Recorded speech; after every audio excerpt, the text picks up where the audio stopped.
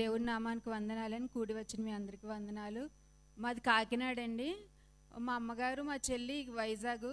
నేనైతే ఎన్నిసార్లు ప్రతి ఆల్నెట్కి నేను పాల్గొంటాను, కానీ హైదరాబాద్ వెళ్ళలేకపోతున్నామని చాలా బాధపడేదాన్ని. ఇవాళ ఫస్ట్ ఆల్నైట్ అనగానే ఇంకా ఎలాగైనా వచ్చేయాలని ఉదయం మార్నింగ్ 12 గంటలకు బయలుదేరి వచ్చానండి.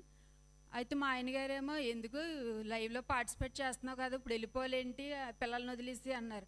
లేదులేండి ఫస్ట్కి కదా వెళ్ళేసి వస్తాననేసి తెగించేసి వచ్చేసాను.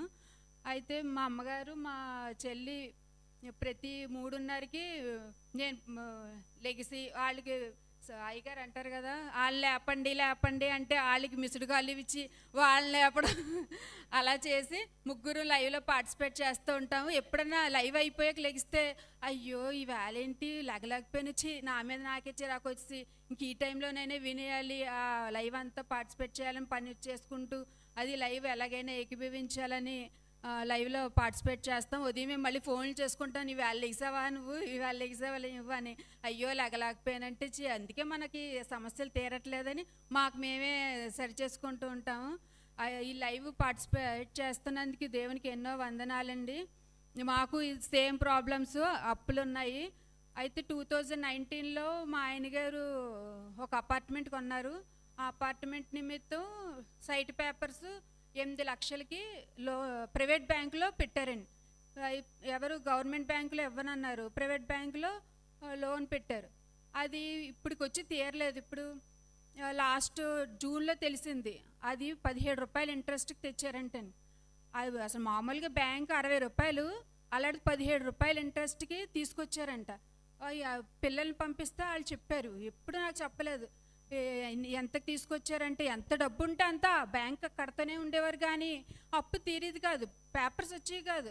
నెలకి 30,000 అంత కట్టేసేవారు, వడ్డీకి ఎంత తీసుకునేవాడు. అయ్యో బాబాయ్, నాకైతే తెలిసిన దగ్గర నుంచి నిద్ర పట్టేది కాదండి. అయ్యి బాబాయ్ దేవా ఇలా కాదు, థ్యాంక్ యూ జీసస్, నువ్వు సైట్ పేపర్స్ ఇచ్చినందుకు. ఇంకా కన్నీరు కార్చుకొని ఇంకా ఏం చేయాలో అర్థమయ్యేది కాదు.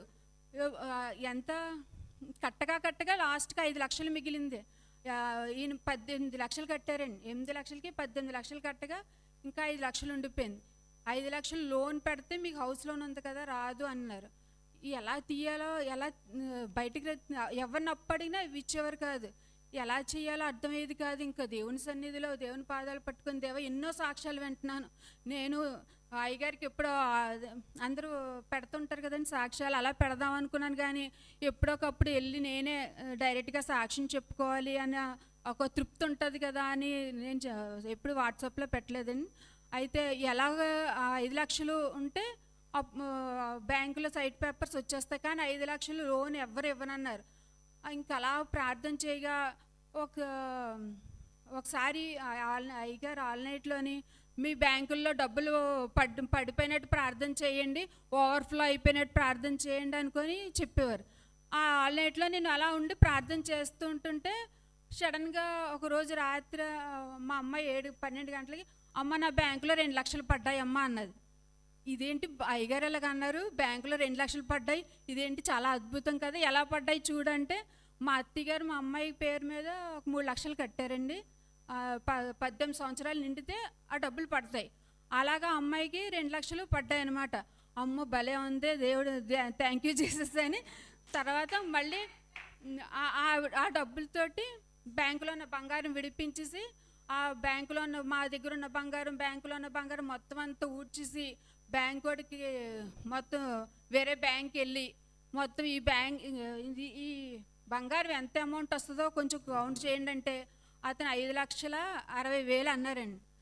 బ్యాంకులో మేము వెళ్ళి అడిగితే ఫస్ట్ 5,30,000 అన్నాడు.